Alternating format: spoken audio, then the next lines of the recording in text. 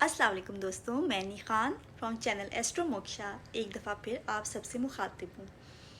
दोस्तों, आज हम जिस टॉपिक पे बात करेंगे वो है इमोशनल नमनेस। इमोशनल नमनेस क्या है, कब होता है, क्यों होता है और उसके क्या असरात होते हैं, हम इस पे आज बात करेंगे। बचपन में जब हमें घर के जो माहौल है, जो सराउंडिंग है, वो ऐसी मिले जिसमें अब्यूज़ हो, फिज़िकल, वर्बल या इमोशनल अब्यूज़ हो, किसी और के साथ हो रहा हो, चाहे घर में देखें, टीवी पे देखें, यानी एक्सपोज हो आप अब्यूज़ से बचपन में, या आपके अपने ही साथ हो रहा हो, तो ज़ाहिरी बात है कि बच्चे उससे बर्दाश्त नहीं कर सकते। बच्चे के दिमाग के लिए, बच्चे के इमोशंस के लिए, उसको फील करने के लिए ये बहुत हैवी होता है। या फिर बच्चे को कुछ ऐसी फीलिंग्स फील करवाई जाएं जो कि उसके लिए नाकाबिले बर्दाश्त हों, जैसे कि उसे शर्मिंदा किया जाए, उसकी इंसल्ट की जाए, लान तान की जाए, बहुत ज़्यादा बुरा भला कहा जाए, शेम फील करवाया जाए, तो ये चीज़ बच्चे के लिए बर्दाश्त के काबिल नहीं होती। इवन कहते हैं कि बड़ों में भी जो शेम का इमोशन है वो बड़ों के लिए बर्दाश्त करना भी मुश्किल होता है। It's a very heavy emotion and it's one of the very painful emotion, because ये ऐसा इमोशन है कि जिसको इंसान जब फील कर रहा होता है तो उस वक्त वो अपनी ही ज़ात से डिसोसिएट हो जाता है, अपने आप से ही अलग हो जाता है। तो ये इस तरह का इमोशन है और बहुत पेनफुल है। और मोस्टली जो मेंटल इलनेसेस हैं या साइकोलॉजिकल डिसऑर्डर्स हैं, उसमें पेशेंट की ज़िंदगी में शेम का बहुत अमल दखल होता है। बड़ों के लिए शेम फील करना एक बिल्कुल डिफरेंट चीज़ है, लेकिन बचपन में जो शेम फील करवाई जाती है बच्चे के लिए, वो एक, जिसे कहते हैं ना कि सही मानों में डूब मरने का मकाम हो जाता है उसमें, क्योंकि बच्चा जो है वो हैवी इमोशन को बर्दाश्त नहीं कर सक रहा, उस इमोशन को कैरी नहीं कर सकता, उस इमोशन को पूरी तरह फील नहीं कर सकता। फील कौन करता है? फील हम, अब हमारी ज़ात, हमारी पर्सनैलिटी फीलिंग्स को फील करती है, लेकिन ये ऐसा इमोशन है जिसको फील करते हुए हम अपने आप से डिसोसिएट हो रहे हैं, तो हम भी पूरी तरह उसको नहीं फील कर पाएंगे।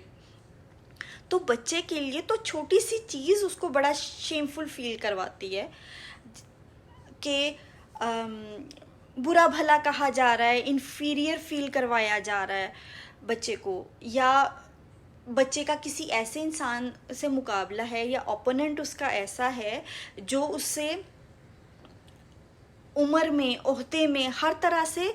बड़ा भी है, ताकतवर भी है, और बच्चे का उससे कोई मैच नहीं, कोई मुकाबला नहीं बन रहा, या बच्चा उसी के रहमो करम पे है जैसे कि बच्चा पेरेंट के रहमो करम पे होता है। तो जिसके आप रहमो करम पे हैं, जिसकी छत के नीचे रह रहे हैं, जिसका जो आपको खिला पिला रहा है, वही अगर अटैक कर रहा है तो आप तो उसका मुकाबला नहीं कर सकते। और अगर मुकाबला करने के बारे में सोचते भी हैं तो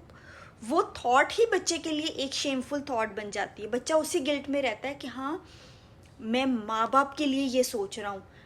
कि उन्होंने मुझे अटैक किया, या वो मुझे बुरा कह रहे हैं यानी मैं बहुत बुरा हूँ। या मैं अगर इंसान को कोई अटैक करे तो जाहिर है वो ऑटोमेटिकली अटैक बैक करने की कोशिश करता है, अगर कर ना सके तो जहन में ज़रूर आएगा कि हम इसको अटैक बैक कर रहे हैं। तो जब अटैक किया जाता है, फिज़िकल अब्यूज़ हो, वर्बल हो, इमोशनली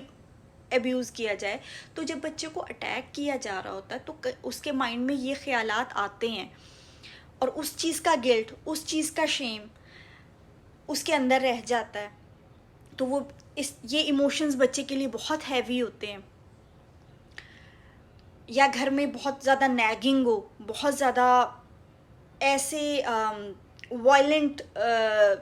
या तो लाइव बच्चा देख रहा हो, या फिर टीवी पे ऐसी मूवीज़ हों, या बच्चे के सामने ऐसे वाक़यात बयान किए जाएं जैसे कि न्यूज़ चैनल्स में, और इस तरह से जो है वो बच्चे के सामने खोल के वजाहत की जाए कि हाँ फलां के साथ ऐसे हुआ था, उसको ऐसे टॉर्चर किया गया था, या इस तरह की चीज़ें हो रही हों, तो बच्चा जो है वो बर्दाश्त नहीं कर सकता और वो कॉन्शियसली कह लो या अनकॉन्शियसली वो डिसेंसिटाइज हो जाता है या इमोशनली नम हो जाता है। इमोशनली नम होने से ये होता है कि बच्चा माहौल को में सर्वाइव कर जाता है। It's a survival tactic basically,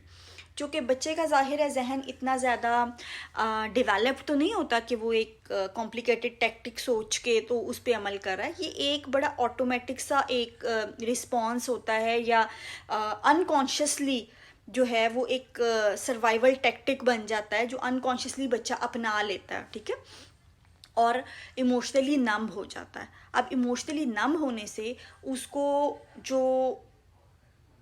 गालियाँ पड़ रही हैं या बुरा भला कहा जा रहा है, या जैसे मैंने पहले भी बताया था कि कोई भी इंसान जो है वो बुरा बनने का बोझ नहीं बर्दाश्त कर सकता। तो बच्चों के लिए जो अथॉरिटी फिगर हैं, जैसे कि पेरेंट्स हैं या स्कूल में टीचर भी हैं, जब उसको डिक्लेयर कर देते हैं कि द किड इज़ बैड, बाकी बच्चों के सामने डिक्लेयर कर देते हैं या बैज लगा देते हैं कि ये बैड है, ये बुरा है, वो बच्चा बर्दाश्त नहीं कर सकता। अब जाहिर है वो दुनिया में तो आ चुका है, ना वो अपनी मर्ज़ी से आया है, ना वो अपनी मर्ज़ी से जा सकता है। उसको बहुत ज़्यादा इमोशनल पेन और सफरिंग मिलती है, वो बर्दाश्त नहीं कर सकता। एक तो वो फरार हासिल करता है, जो कि मैंने सेल्फ अबेंडमेंट में भी बताया था। एक होता है कि वो फील ही नहीं, कुछ भी नहीं करना चाहता। जब उसको गालियाँ पड़ रही हैं, बुरा भला कहा जा रहा है, तो वो इमोशनली नम हो जाता है, जिसको बड़े अक्सर कहते हैं ना कि ढीठ हो गया भाई, इस पे जो भी कह रहे हैं इस पे असर ही नहीं हो रहा। तो जब वो इमोशनली नम हो जाता है और चीज़ों को पूरी तरह से फील नहीं कर रहा, तो ये एक तो सर्वाइवल टैक्टिक तो है ही, लेकिन जैसे जैसे वो बड़ा होता है यही चीज़ उसको लाइफ में मज़ीद बुलिंग उसकी लाइफ में लेके आती है, या जो बुली जो लोग हैं वो उसकी लाइफ में और ज़्यादा आते हैं। उसी वो जो बच्चा था जिसने अपने आप को इमोशनली नम कर लिया था, उसकी लाइफ में बुलीज आते हैं। क्यों आते हैं? क्योंकि आपको एक मिसाल दूंगी, जैसे बच्चा है कोई और कहीं पे आग जल रही है, तो बच्चा आग के पास जाएगा, करीब जाते ही उसको तपिश महसूस होगी तो बच्चा हाथ पीछे कर लेगा। अब जब इमोशनली जिस तरह, जैसे समझो फिंगर्स में फील ही नहीं हो रहा, वो फील नहीं कर पा रहा, तो हाथ जब तक अंदर डाल के जला ना ले तो उसको फील ही नहीं होगा, ठीक है। उसी तरह से इमोशनली भी अगर फीलिंग नहीं है या नम हो गई है, तो जब एब्यूसिव रिलेशनशिप में इंसान पड़ता है या किसी ऐसे इंसान के साथ उसके मामलात करता है, मिलता जुलता है, तो बड़े सटल से साइंस दूसरा बंदा देता है, जिसमें हल्की फुल्की शुरू में हल्की फुल्की इंसल्ट, हल्के फुल्के ऐसे कमेंट्स देना, रिमार्क करना, वो भी आपके देख रहा होता है कि आप कहाँ तक बर्दाश्त कर लेते हैं, या एज ए पर्सन आपकी बाउंड्रीज कितनी स्ट्रॉन्ग है। जो एक इमोशनली हेल्थी पर्सन होगा वो शुरू में ही पिकअप कर लेगा, वो कहेगा कि ये बात मुझे अच्छी नहीं लगी, मुझे हर्ट फील हुआ है या इंसल्ट फील हुआ है, वो वहीं पे पकड़ लेगा। और दूसरे को भी पता होगा कि इस बंदे की बाउंड्रीज मजबूत हैं और मैं बाउंड्रीज क्रॉस नहीं कर पाऊंगा। लेकिन जो इमोशनली नम इंसान है सॉरी, उसको तो शुरू में जो है वो सही तरह समझ भी नहीं आएगी कि मेरे साथ क्या हो रहा है। उसकी बाउंड्रीज ब्लर हैं, उसकी बाउंड्रीज बार बार लोग क्रॉस कर रहे हैं, उसकी इंसल्ट कर रहे हैं, उसको हर्ट कर रहे हैं, लेकिन उसको समझ नहीं आ रही, क्योंकि एक तरह से वो प्रेजेंट है भी और नहीं भी, क्योंकि वो पूरी तरह से फील ही नहीं कर पा रहा। अब वो पूरी तरह फील नहीं कर पा रहा तो वो ऐसे रिलेशनशिप्स में जाहिर है आगे बढ़ता जाएगा। और रिलेशनशिप्स में ऐसे पॉइंट आते हैं जब बंदा फंस जाता है पूरी तरह, यानी कि पॉइंट ऑफ नो रिटर्न। आप किसी के साथ रिलेशनशिप में हो, शादी हो जाए या बच्चे हो जाएं या किसी कॉन्ट्रैक्ट में आ जाते हो, कई दफ़ा जैसे बाहर के ममालिक में साथ मिलके घर लेते हैं तो दोनों के साइन आ जाते हैं, वो एक एक साथ आप जुड़ गए हो, अब आपके लिए निकलना पॉसिबल नहीं है या बहुत मुश्किल है, तो उस पॉइंट पे तो आराम से चले जाते हैं क्योंकि वो फील ही नहीं कर पा रहे होते। शुरू में उनको समझ ही नहीं आती कि हमारे साथ क्या हो रही है, और दूसरा बंदा भी देख लेता है कि हाँ यार ये बंदा एब्सेंट माइंडेड है, या फिर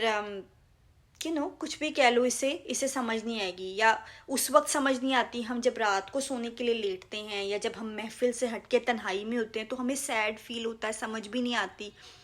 कि हमें क्यों सैड फील हो रहा है, या हमें लगता है कि हाँ शायद उस बंदे ने मुझे बात जो की थी वो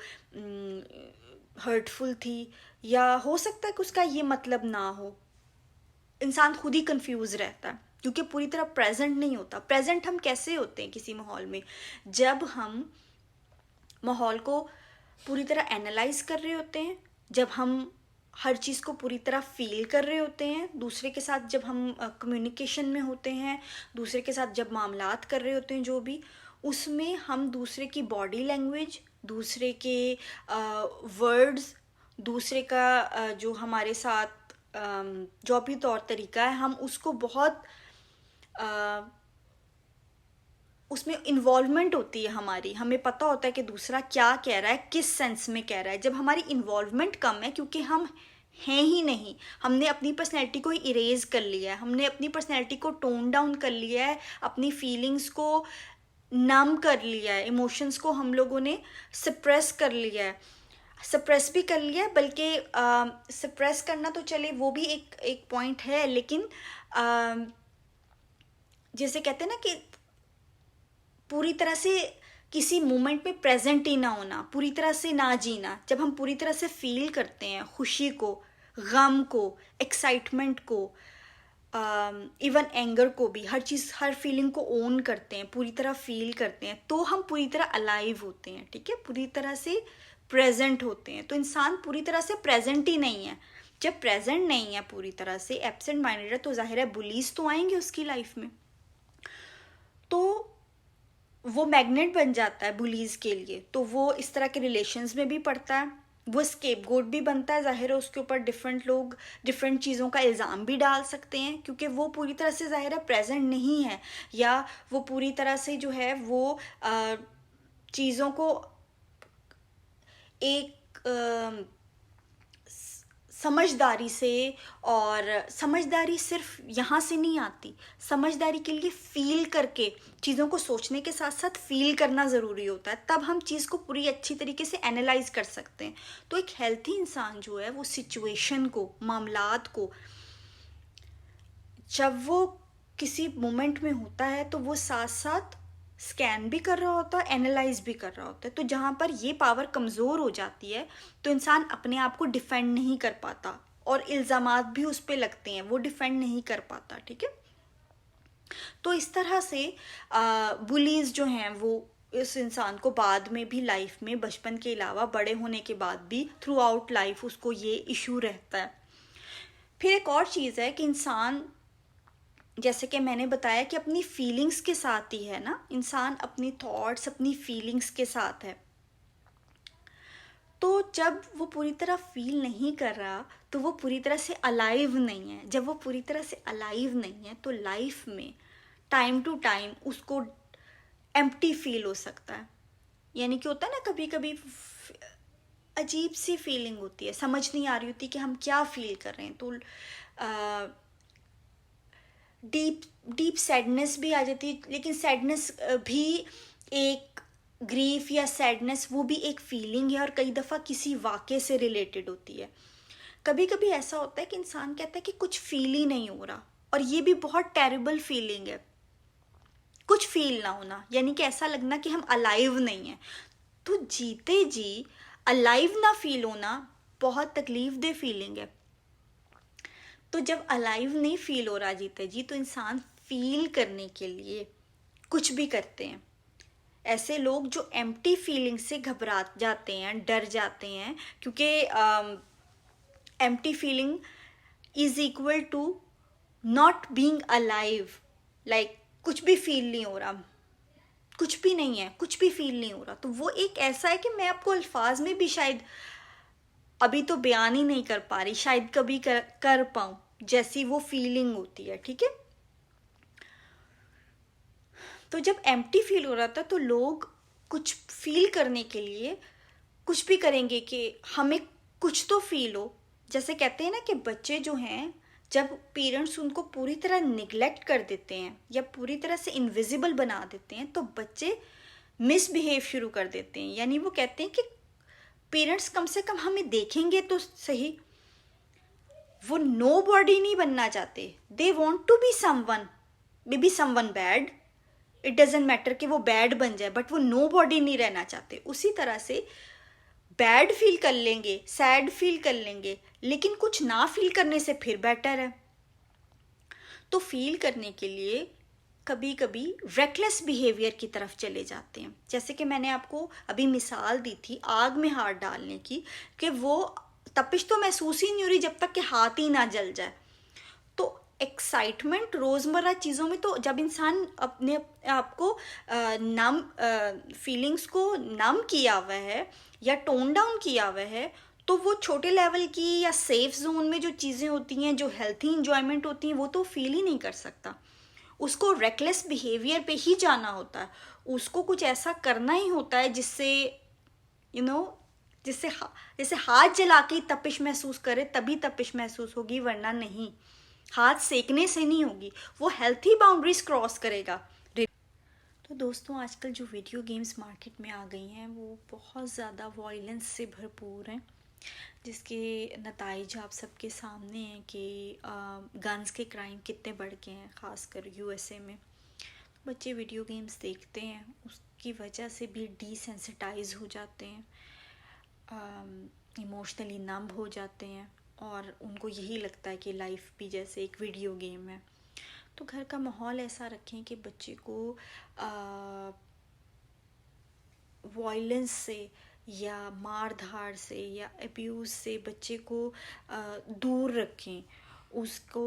मूवीज़ जो हैं उसमें जो रेटिंग होती है वो किसी वजह से होती है, प्रोग्राम्स में रेटिंग होती है PG-13 है या रेटेड R है, तो ये किसी वजह से है। आप उन रेटिंग्स को फॉलो करें और अपनी लाइफ में, अपने बिहेवियर में भी फॉलो करें। बच्चे के साथ कोई ऐसी चीज़ शेयर ना करें, बच्चे के सामने कोई ऐसी बात ना करें, और आपस में भी अगर आर्ग्यूमेंट हो जाता है तो बच्चे के सामने ना लड़ें और बच्चे